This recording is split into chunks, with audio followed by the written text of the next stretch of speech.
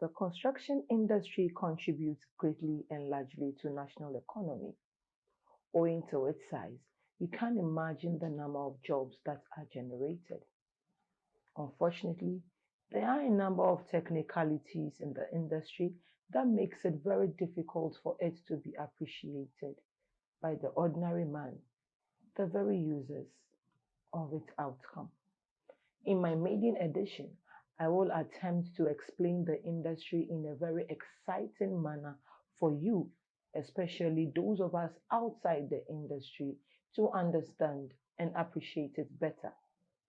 Think of this as your site class, but this is Time with Now.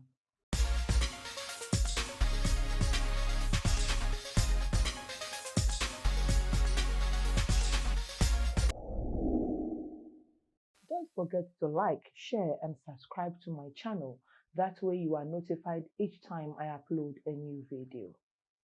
Right, so for you to begin appreciating this industry, it is very important for you to understand some of the basic jargons and terms used by industry players. Yes, the construction industry is very tough and has some scary jargons that usually confuses us. But understanding it will make it easy for you to be able to critique the industry in the way and manner you ought to. For that reason, I am beginning my video with some common terminologies in construction. The first two terms we will be looking at are contracts and projects. Most people, including contractors, commonly confuse contracts with projects. Contracts are legal documents binding the contractor and his employer, be it the government, an institution, or a private individual. It is a one-off document that outlines the scope of work, risks, and duties, etc., as agreed upon by the two parties involved. A project, on the other hand, refers to the series of tasks, risks that lead to the completion of a visible project. This means that projects are gradual and systematic. What I mean is, it begins from a point and goes through successive stages until it reaches a defined end suitable for end users and the employer. So, for instance, a road project may begin from the design phase through to the construction phase.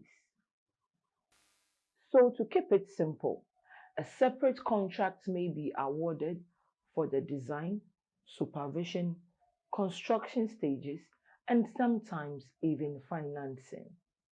Simply put facts, a contract forms part of a project. Therefore, projects are deeper and wider than contracts. Remember this. ABC Construction Limited has been awarded a contract to undertake the Tema Aplao Railway Line project. J Designers have also been awarded a contract to supervise ABC Construction Limited. The government of Ghana has signed a contract with Pilolo Bank of Lithuania to provide financing for the project. The next terms we will be looking at are Memorandum of Understanding, abbreviated as an MOU, and a contract or construction agreement, abbreviated as a CA. Again, a lot of people mistaking an MOU for a CA.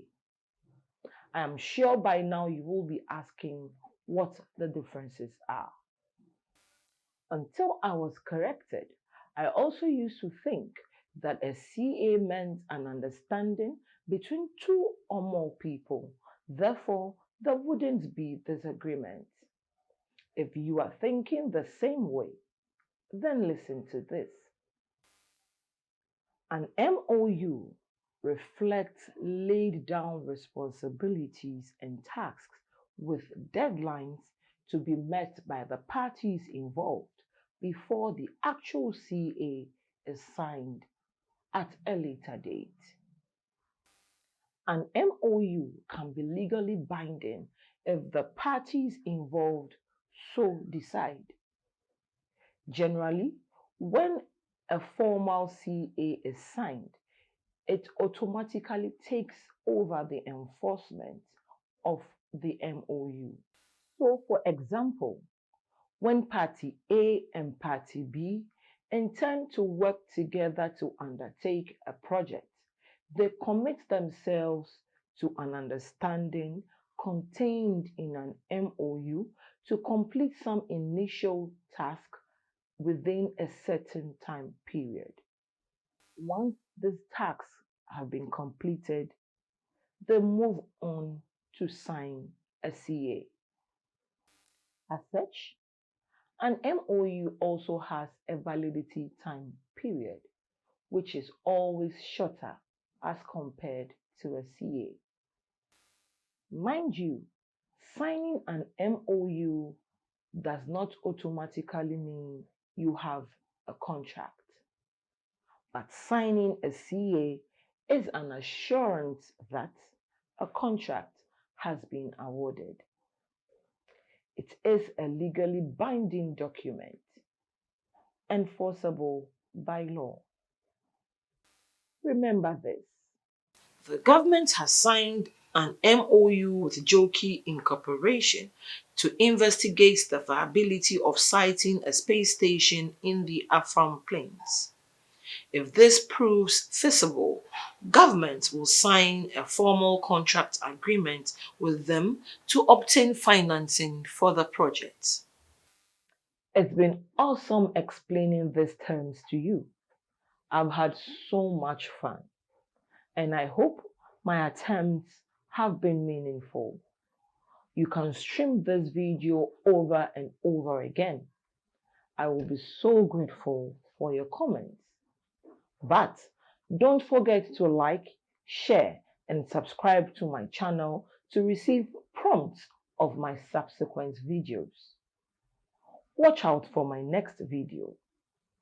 Remember, this has been Time with Na on Smart ITV.